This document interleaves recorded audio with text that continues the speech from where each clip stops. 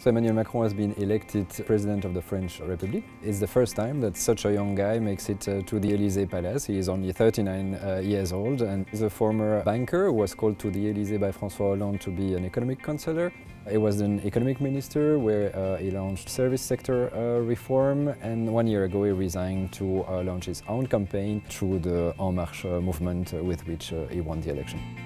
Indeed, it's quite exceptional in the sense that the president is not coming from one of the two traditional parties. The two main political traditional parties in France, we'll do that again.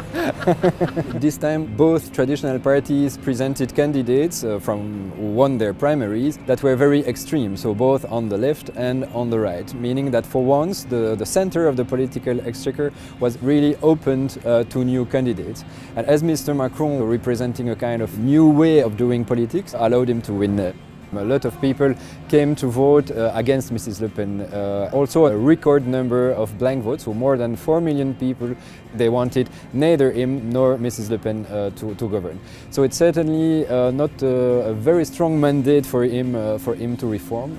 We are standing in the middle of the European headquarters here in Brussels. The vote for Mr. Macron is certainly a pro-European one, but still the French people want a kind of other Europe, so a Europe which is more integrated, with more social powers and more impact on their daily lives. And so this is really the main European challenge for Mr. Macron.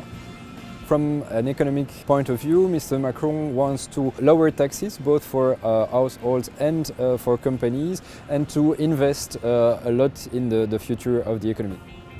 If he manages to have a governing majority at the Assembly, he will probably be able to achieve great things in the next 5 years.